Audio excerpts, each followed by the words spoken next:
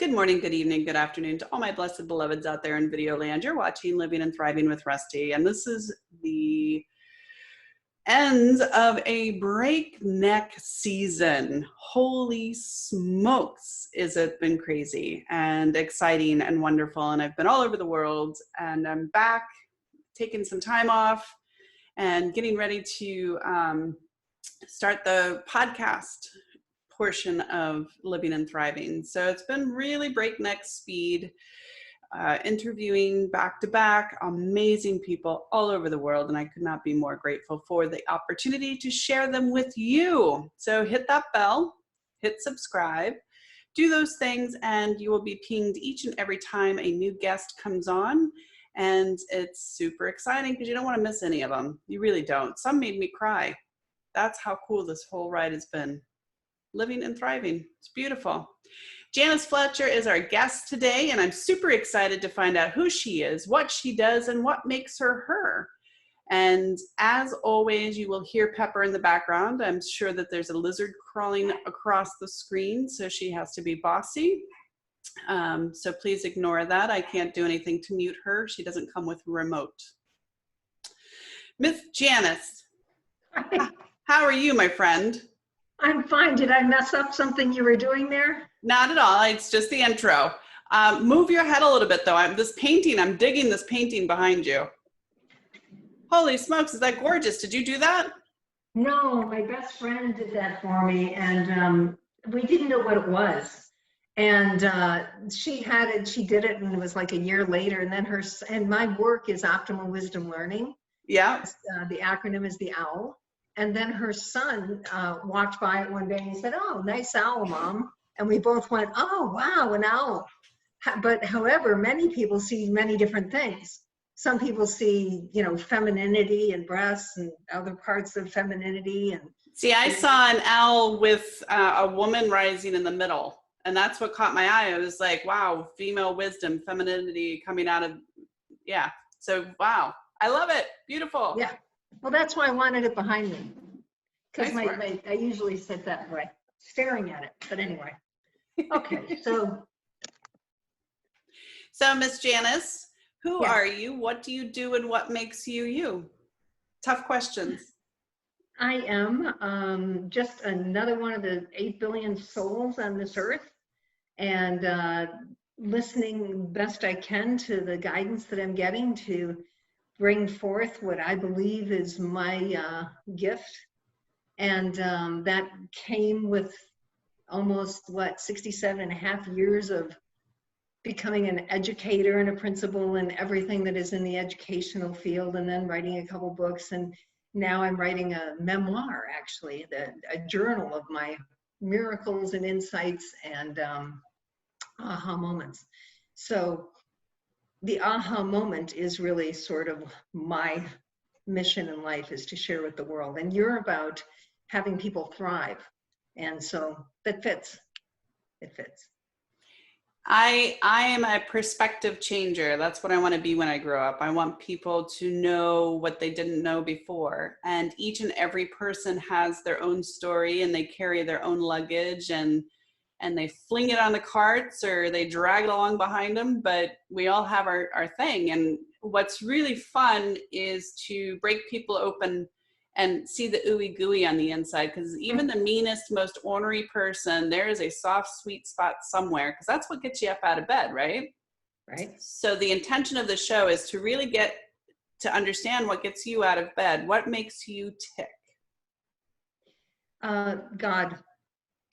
And I am seeking God realization. And so that has just been honing in on me my entire life, from the moment I was born until now. And so more connection with God, more spirituality, more realization, more, however you want to define it. But bottom line, God realization is the only purpose that I have. Everything else is secondary. And so for those who are watching that don't really fully understand what you're talking about, can you break it down like kindergarten level? I hope so, since I'm an educator and I used to teach in an elementary school. Basically, we all have a soul or a spirit inside, whether I believe that we do. And that is our real being, our spiritual being, rather than our human being. The human garb is just that, a costume that we're wearing for however many years we're going to be here. And so the purpose for me in life is to recognize the spiritual connection that we have to God, and to get as close to that, or realize that we are in fact the same as that spark of the divine within us. Does that help? Does that explain? That's In an better. elementary way? The 101. It's always important. So do you want to talk more about God's divinity and your getting to that point, or do you want to talk about your book? It's up to you. Well, I want to do what's best for your audience. And the little bit that I know about your audience is that it is about, as you say, getting into the ooey-gooey and the nitty-gritty, and having people thrive rather than just live or survive. So it all is intertwined. And interestingly, I had written a couple books that had my educator audience. And then during COVID, I started writing, as I said, this memoir. And it was just the stories, because I love to tell stories, and I'm a good storyteller. And everybody said, please write these down. And in COVID, there was finally time to do that. And what happened with that writing is that it is the first time that I ever wrote with abandon, that I ever wrote without a specific audience, without a purpose, without just writing it for an absolute, I still don't know for sure. I'm living through the ahas and my guidance, and you're part of that because I'm bringing it out into the world. But it intertwined everything that I am. So that the educator part of me in the books, and the aha moment, and my spiritual experiences and my miracles that have happened in my life, and how they've all been sort of told in the story. So, yeah, so I mean, for your audience, the thing that's important to realize is that we have this truth within us, this, whatever you want to call it, sacred truth. Einstein called the left brain a faithful servant, and the right brain a sacred gift. And so when we're dealing with the left brain, we're dealing with just the world in our mind and so on. And when we get quiet enough, whether we're in prayer or meditation, or simply give up, or whatever it is, and there are 6 steps to that whole process of how the information comes in, or the aha moment. And to be able to access that is natural, and everybody has done that. Everybody gets aha moments, and most of us ignore them, and most of us don't even realize that they happened, and so on. So, but the more we can pay attention to our own thought process and our thoughts, and then recognize what's happening within our own brain of our own thought process, and then recognize, oh, I'm angry, or whatever, what kind of reaction is that, or I'm not, or oh, and then actually the really important part is for us to all realize what our alpha state of mind is. We all go into alpha state at a different time. What's yours, Rusty? What, you have an alpha state? When is it? In the bathtub, walking your dog? You know, my life has been very challenging, and I think my alpha state is when I'm lying there first thing in the morning before I even budge, and I feel the texture of my sheets and the warmth of my puppies that like to sleep with me, and the feeling of safety and love. Well, the alpha state is always a semi-dreamy state, so that is the perfect state of mind, and that's when our mind left brain is not engaged. And so it's that semi-dreamy state, and that's where then during that time, that present moment time that you described as well, when you're feeling the sheets and everything like that, you're very aware, is how we want to live our life all the time. Because that's it is. Yeah. Yeah, before we start worrying about, the bills and the this and the that and the dog food and whatever, we want to just keep that. And we can, is the point. We can do that. We have to have both of our left and right brain, but we can have more right brain. And every artist and musician and, anybody who's having insights or creativity will tell you, yes, that happens. And so what's important is for us to realize how we do that. Some people need to go walk at the beach or the river or the whatever, and some people walk. Some people are driving. Water seems to be a conduit. I've talked to a social worker that had a really tough gig in the ghettos, and she would, get done with a family, and she'd just go sit in her car for 20 minutes, and that was it for her. That was her alpha state of mind. She let everything else go and just get sort of meditative there. So you know, you don't have to have some serene whatever place, you know, it's just get there. So that is the message for anybody who wants to thrive in life, is to be aware of that. And all of my stuff talks about specifically how to do that. So I love when I came into my own authentic self and came into the realization of how beautiful being present is, I make sure that every aspect that I possibly can is in that present moment. And I find that I am happier. I feel younger. I feel more excited. But it took me a long time to get to that place where it felt safe and it felt secure and it felt real because of lots of trauma. How long, you know, were you one of the fortunate few that were born completely in the present, or did you have to work towards it like the rest of us? No. You know, quieting the left brain, lifetimes, right? For me, I believe it takes lifetimes. And so that's all it is quieting the left brain and recognizing that our mind, which is part of the physical garb that we're wearing, okay? So it's not part of our soul, it's part of this earth, this world, this dimension, whatever you want to call it. And so the mind that is in the left brain, this computer that we have, is designed to do exactly what it does, and that is to just keep going and thinking and desiring and thinking and desiring and worrying and the future and the past and the future and the past and the future and the past. And then, so it's doing a really good job. So, you know, oftentimes people that meditate have a mantra, or some people have some affirmations or something, or even rosaries and things and monk beads or whatever. All of those things are the purpose, are purposeful in giving the mind something to do. You know, it's you have to recognize that this is the design of the mind, and we don't. We need to deal with it with the mechanism that it is, and it needs to be active. Sort of like giving that working dog a duty. You know, you have to. So anyway, using a mantra or some sort of sacred words or affirmation or whatever to bring yourself back into it, and have your left brain mind repeat that. You know, some people use breath and words and so on, but again, it gets back to the very specific consciousness of what's going on in my mind, what triggers me. You know, what is it that's going to make me go, oh my God, you know, that's not, you know, whatever. And it's like recognizing it and then just going, oh, okay, wow, you know, I mean, I'm doing it, you do what you can do, and then you let go, right? That's the real key, is the Let go and let God. Yeah. And it's so much easier to say than to do. But so you have to do it in little bites, you know, like eating the elephant, you take it one bite at a time, whatever the silly thing is.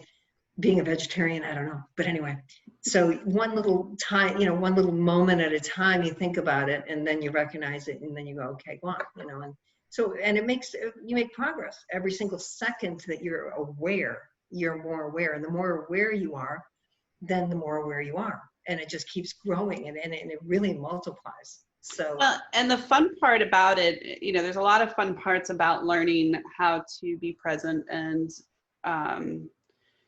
my favorite part was how my mind likes to play with me. And when you realize that your mind will trick you into trying to go down a path that you're trying to not go down because you want to stay present, you can have fun with it. Like, I laugh at myself all the time. I'm like, nope, Rusty, not today. Or Satan, not today, you know, depending on the subject. But it's not meant to be like a workhorse thing, you know, 5 minutes every morning before you get out of bed, before you go pee or get your coffee or whatever your morning routine is. Just lie there and list off every single thing in your room. That's a good start, you know, and then you'll graduate to 10 minutes a day, and then you'll start getting addicted to it, because it really does feel good. Yeah. Most people never get that fun part. You know, I follow a spiritual practice, and it's all about controlling the mind, right? And we have to conquer the mind, and we do. I mean, either your mind is going to be your best friend or your worst enemy.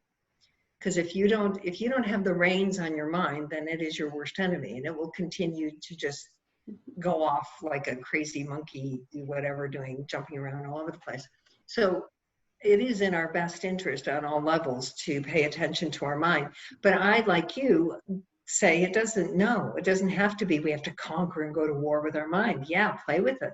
Pay attention to it, have fun with it, recognize it, yeah, just make it playful because it is. And right, it's not, the tiny moments that you're talking about, develop a routine, where every time you're putting silverware away, whatever, it doesn't matter, that you're constantly tuning in and becoming aware of what your thought process is. When you're dealing with an aha moment, the way to enhance them, you can't control them, you can't demand them, because to me they're divine. They come from sacred right brain truth that comes in. And when you know it, we've all had those experiences where, I knew it, right? I knew I shouldn't have done that. I knew I should have done that, whatever.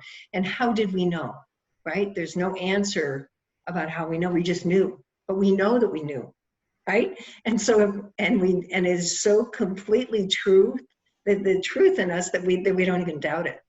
So that's the moment, that's the sacred truth coming in. And the more, think about how much better our lives are if we are being guided by those kinds of truths rather than the left brain, the worry and the thought.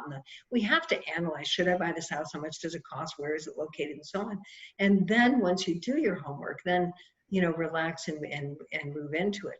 But so the process, once you have that aha moment, or, and it'll always come in as a surprise, because, it just, you'll be doing something else that you're not thinking about it, inevitably, always, because your left brain will not be trying to do it anymore. That's the third step, is surrender, quieting the mind, stilling the mind, listening, and then acting on what you hear. Is to then, once you get that information, go backwards and autopsy the moment and recognize, well, here it is. It just came to me right here, right now, and I wasn't thinking about it. I wasn't trying to figure out the problem. I wasn't trying to, I hadn't done that, so I'd already done that. And then when did I start thinking about it? Originally, there was a quest. There was a question, a problem that I was trying to solve. And then I worked on it in my left brain, and I asked people and I researched. And then I finally, at some point, just said, I give up. I don't know, and then that's the surrender. And then the alpha state comes in, and then the information comes through. So that simple process that happens within all of us is happening. So just becoming aware of it increases the ability to have more. Excuse me, I need a drink. That's okay. The interesting part about where we are as a society, I just turned 45 this year, to give you perspective. I am one of the last generations to have a phone connected to the wall and skin knees from riding my bicycle and being forced to play outside all day and problem solve and things like that. We have fast fooded everything. Everything's processed fast food. And I'm not talking just the stuff you put in your mouth, but also the stuff that you put in your mind and your body, like on your body. And I think it's very difficult for people to feel confident to quiet themselves down, because they're so used to that fight or flight fast food world that we live in. Does it make sense to you? Well, that's why, excuse me, I have a tickle. I know, I was trying to buy you time, because they don't see, they only see the person who speaks. So I was trying to buy you time. Oh, thank you. You're welcome. Well, this is real life, real time. Amen, it is. Take your time. I'll keep babbling. Just take. That's it. The thing is, as you said, to take it just one step at a time. And then it just becomes innate. And it becomes very natural. And then you don't think about it. Then you're not even trying to do it. You're just living that way. You're just all of a sudden in present moment, and your guidance is coming through, and it's so clear that you know if it's true or not. Mm-hmm. And whereas now we don't know. Is that my own mind talking to me? Is that not? But then eventually, as we do this and we get more and more and more realized, more in the present moment, then we just live there and we be there. And that's where the peace comes in. That's the beauty of it. That's the whole purpose. So let's get into for a couple of minutes, because again, 25 minutes goes by really, really fast, kind of like life. Life goes by really fast and people underestimate it. Let's talk a little bit about your first miracle. What happened? Oh, I don't know if I can go back to my first miracle because everything is a miraculous thing, but it's going to sound really weird, but when I lived in the Caribbean, I wasn't around anybody from my spiritual path.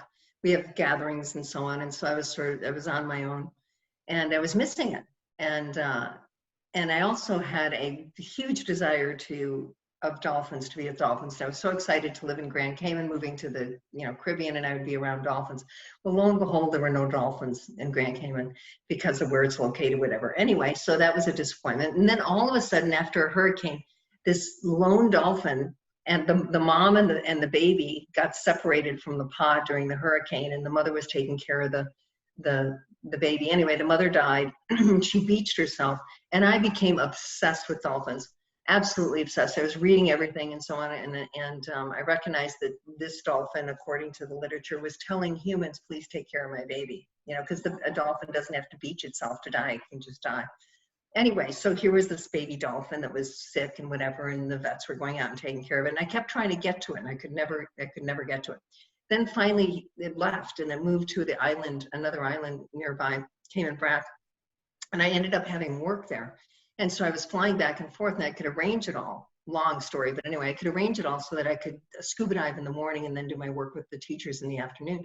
And I did this for months, trying to find a spot the dolphin so I could have this encounter. And the desire and the yearning and the yearning and the desire of this encounter became ridiculous. All the dive masters knew about it anyway. So the miracle was when I came up from a dive and they said, Janice, we have a spot for you. And I couldn't even believe it. I started acting like a 2-year-old. I was a dive master and I couldn't remember how to do anything. Anyway, I finally got in the water with this dolphin, and he looked at me and I looked at him, and I swear I was looking into the eye of God. And people would say to me, you're nuts. It's a dolphin. I'm going, no, this was God incarnate, I swear. And we had this incredible frenzy of like this reunion, and I was scratching him and hugging him and holding him. This is a wild dolphin. And we dove together, and then I watched him, and it just went on and on and on, but it was quite miraculous. It was also, even though I'm not into all that stuff as that much, there was some sort of astrological huge alignment that was taking place. And I just by chance happened to be above some 25-mile deep trench. So there was like some sort of whatever that was going on in the universe. And I had a very big miracle with this dolphin. I had a God experience with the dolphin. That's cosmic chemistry, honey. Cosmic chemistry. Oh, yeah. That's awesome. Yeah, it's a great story. See, that was one of the stories that people wanted me to write down. So I did. So it's in one of my chapters. Are you still on the islands, or what? No, I'm in Southern California. Oh, okay. You got a heat wave today. Yeah, except I'm on the coast, so it's 64 degrees. Oh, here. So I don't feel bad for you. It'll go up to 77. I'm on the coast of Florida, and it's 115. Are you serious? Oh, it's hotter than Hades. And which side? Gulf. Which side of Gulf? Huh? The Gulf side. Gulf, yeah, I love the Gulf side. Wow, that's really hot. But that's the world. It's a changing. Yeah. 130 in Portland. I heard. I interviewed somebody in Italy today, and he said it's never been that hot in Italy ever. Like, it's ridiculous hot. And I'm going, oh, I'm glad you believe in climate change. Yeah, it's only June. It's only June. Better get some more ice packs, because they don't have a lot of AC or the kind of infrastructure that we take for granted here. So. Wow. Yeah, he was hot. So where can we find more information about you, as well as, do you have any tips or tricks for beginners to start really paying attention? Yes, the tip and the trick is to think of a dilemma, a problem, or a solution that they're currently trying to figure out. Should I marry this guy? Should I buy this house? What is it? Should I take this job? There's something that you could that's in your mind already.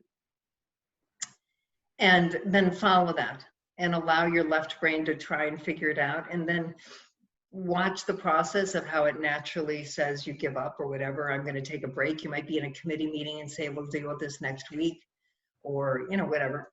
And follow the process to then how you end up in an alpha state. You may not intentionally put yourself there, but you naturally take your walk, you naturally take your bath or whatever. And then when the answer comes in, and be observant of that. And then what's really important is to act on the guidance. Most of us, I could tell you thousands of stories how we say, I knew I should have, I knew I shouldn't have, and we don't.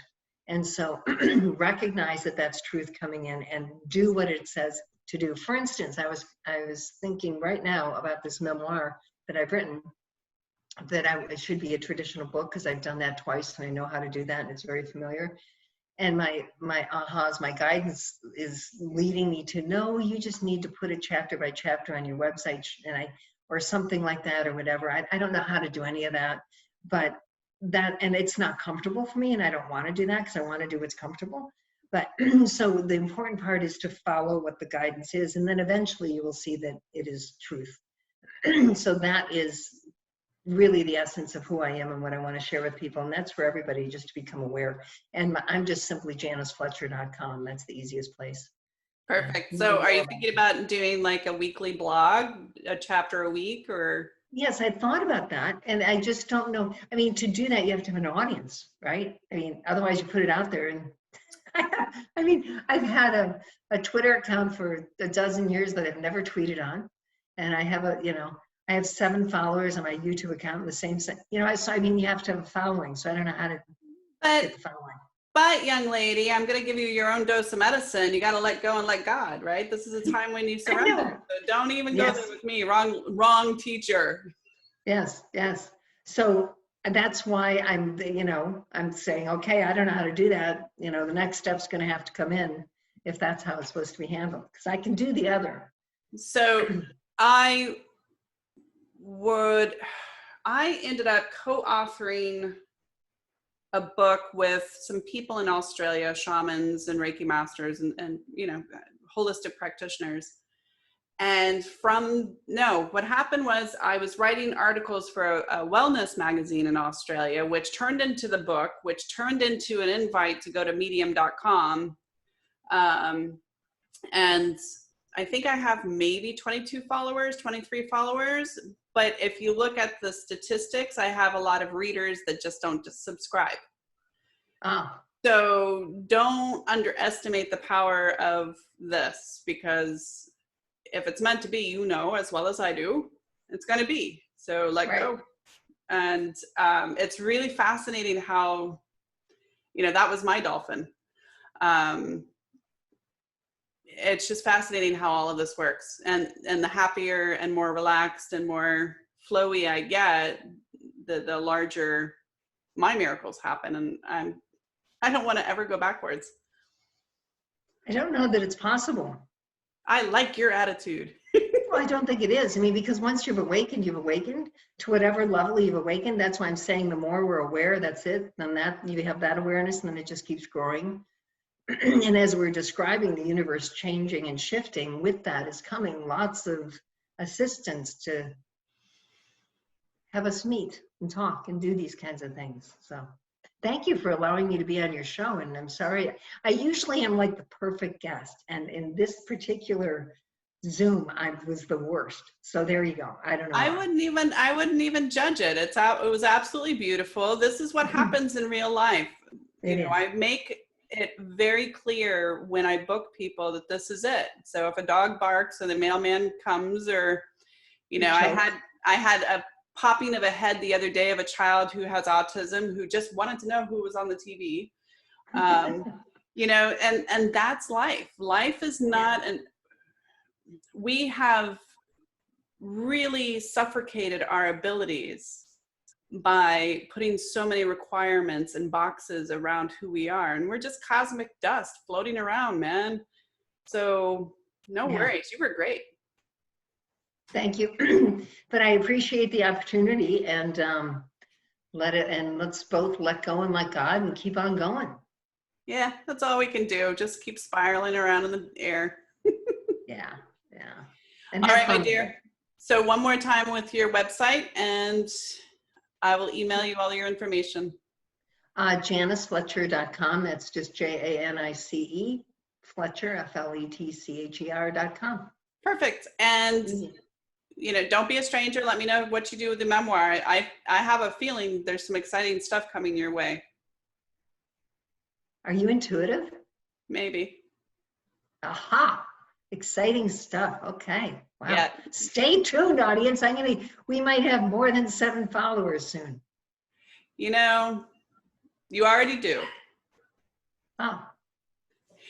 You're watching Living and Thriving with Rustie. I'm Rustie, and that was Janice. I'm so excited for you to go and check her out. Check out her website, check out her book, check out her new book that's coming up that she didn't even know she was going to write.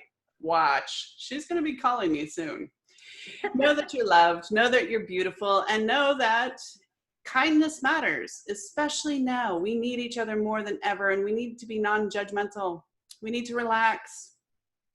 We need to adjust our sails in such a way that miracles happen to us every single day, and we appreciate those miracles because they like to be appreciated. That's why they come to us. And sometimes for some of us who happen to be the only redhead in the family who gets the big cosmic 2x4 appreciation moments, go gentler on yourself. Trust me on that. I'm experienced.